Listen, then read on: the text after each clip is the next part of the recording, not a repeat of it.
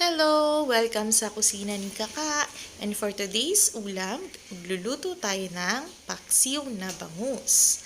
Hey, kamusta po kayo mga tagapanood ko? Wow, feeling mo ang dami na talagang nanunood sa atin, no? Pero syempre, manifesting. Ang gagawin po natin sa ating paksiw na bangus ay imamarinate po natin siya sa paminta at asin ng at least 30 minutes. Imamassage lang po natin siya para mas ma-absorb niya po ang ating mga panangkap. At habang ginagawa po natin yan, i-prepare na rin po natin ang ating mga karagdagang sangkap. Magigisa po pala tayo. Painitin po muna natin ang ating lutuan, saka po tayo maglagay ng oil. Unahin po pala nating ilagay ang ating luya. Lutuin lang po natin ang bahagya, saka po natin ilagay ang sibuyas naman.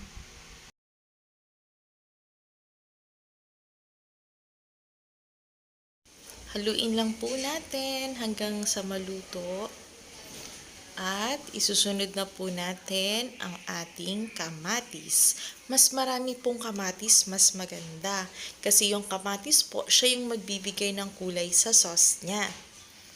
Yung parang orangey na sauce na mas nakakadagdag ng aroma at syempre ng lasa.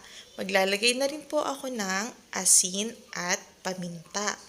Imimix lang po natin siya at antayin po natin na kumatas ang ating kamatis. Ayan, nagdagdag pa po ako ng paminta. Iyon po ay ang kagustuhan ng aking damdamin.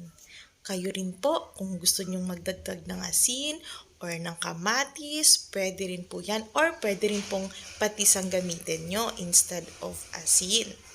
Ayan. Nakakatasin lang po natin siya at kapag nakita po natin na may katas na siya, ilalagay na po natin ang ating isda. Ayan. Medyo nagsiksikan po sila dito sa aking lutuan. Ewan ko ba kung ano yung naisipan. At ito ang aking ginamit na lutuan. Hay na lang. So ayun na nga po, maglagay na rin tayo ng suka. At ilalagay ko na rin po yung peppercorn or yung pamintang buo. Nagdagdag din po ako ng seasonings dyan. Pero optional po yun. Pwede rin po kayong maglagay ng betchin na lang. At tatakpan po natin siya para maluto ang kanyang suka at syempre ang ating isda.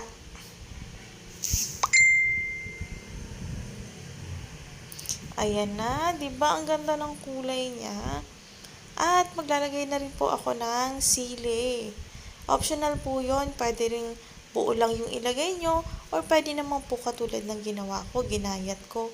Binabaliktad ko po pala yung isda natin. Pero syempre, dapat dahan-dahan lang po na hindi madurog.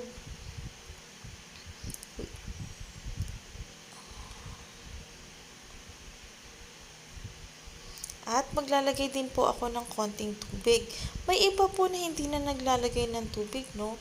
Ako po kasi gusto ko pa rin siya ng medyo balanse. Tamang asim lang. Tsaka gusto ko ng madami talaga yung sabaw. Kasi mahilig po ako magsabaw sa kanin. Kayo po ba? Ano po yung prefer nyo? Yung pure na suka or naglalagay din po kayo ng tubig? Pwede nyo pong i-comment down below. At syempre po, ilalagay ko na ang ating paboritong gulay, talong or eggplant. Gusto ko po talaga hanggat maaari yung niluluto ko, maglalagay ako ng gulay. At syempre, dinagdag ko na rin ang ating siling haba na buo. Yan, malapit na po siyang maluto. Sarap ng aroma.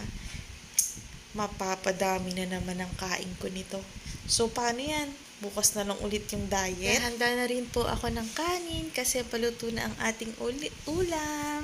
And taran! It's so yummy! Promise, ang sarap po nito. Subukan nyo rin po. Salamat sa panonood! Bye!